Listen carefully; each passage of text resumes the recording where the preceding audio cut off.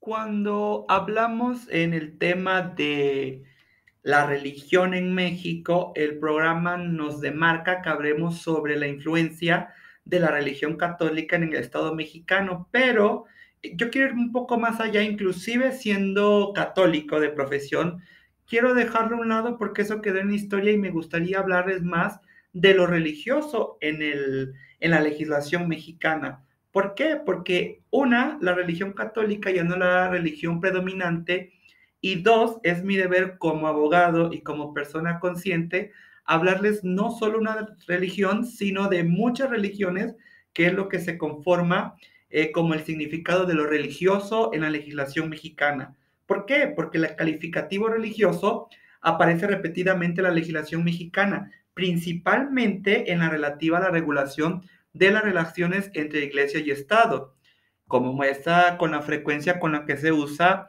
en la ley ese calificativo, pues basta recorrer o que mencionemos a la ley de asociaciones religiosas y culto público. Porque entonces me gustaría de una vez aplicarles a ustedes, hacer una pequeña reflexión analizando los artículos 24 y 130 de nuestra Constitución Política Mexicana, para hablar y ver sobre los diversos preceptos de la ley y destacar las aportaciones que en este punto ha hecho pues el reglamento de la ley de asociaciones religiosas y culto público. ¿Qué significa lo religioso en la Constitución General? El artículo 24 constitucional señala en primer lugar que todo hombre es libre para profesar una creencia religiosa, con lo cual se relaciona lo religioso con un acto de la inteligencia como es el creer.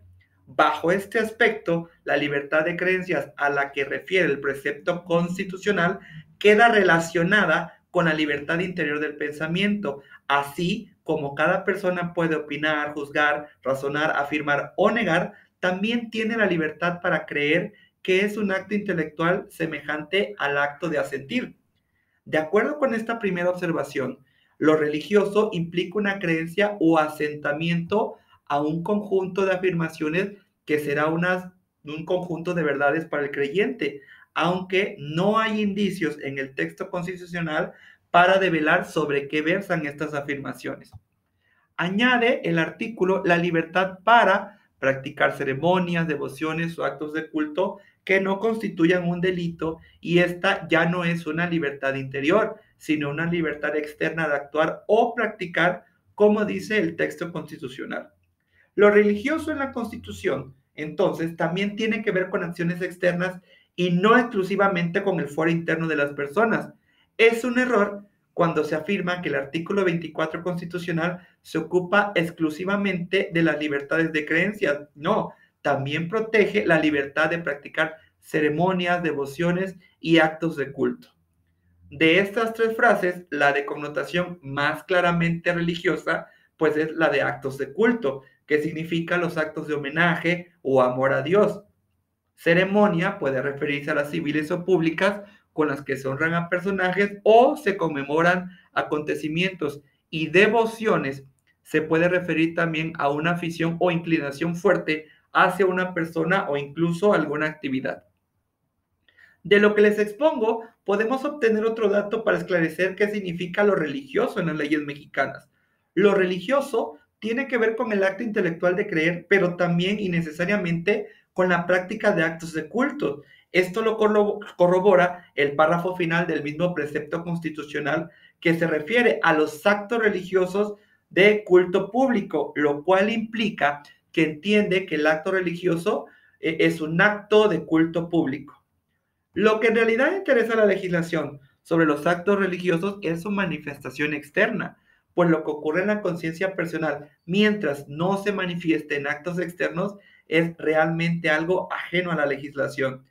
Así lo manifiesta también el mismo precepto constitucional en el artículo 24, que en su párrafo final hace una indicación imperativa: que los actos de culto público se realicen ordinariamente en los templos y extraordinariamente fuera de ellos, pero con sujeción a la ley reglamentaria correspondiente. El artículo 130 constitucional ofrece otros elementos para aclarar el significado constitucional de lo religioso. Su tema principal, después de asentar el principio de separación entre el Estado y las iglesias, es la regulación de las asociaciones y agrupaciones religiosas y de la materia del culto público. Esto lo van a encontrar en el párrafo primero. En este contexto, señala 5 disposiciones que respetará la ley que las regule. Una indicación más en el artículo 130 para discernir lo que entiende por religioso es su distinción de respecto de lo político. Además, el texto constitucional contiene otras disposiciones que tienden a mantener esta distinción. La prohibición a los ministros de culto de desempeñar cargos públicos y de asociarse con fines políticos. Y la prohibición a los partidos y cualquier agrupación política de llevar en su nombre alguna palabra o indicación cualquiera que la relacione con alguna confesión religiosa. Este breve análisis que lo puse para la clase introductoria a las doctrinas religiosas y que fue un análisis de preceptos constitucionales, se puede destacar que las materias que regulan la Constitución a propósito de lo religioso son las asociaciones o agrupaciones religiosas y los actos de culto público. Además, quiero agregarles que ya como conclusión revisando un poco esto del precepto constitucional, se puede proponer a manera de síntesis unas siguientes conclusiones. La primera conclusión a la que podemos llegar es que lo religioso comprende esencialmente a, primero, asentamiento o creencia en un cuerpo de doctrina que se refiere a la relación del hombre con Dios, así como a la práctica, difusión y enseñanza de esa doctrina. Segundo, la realización de actos de culto público.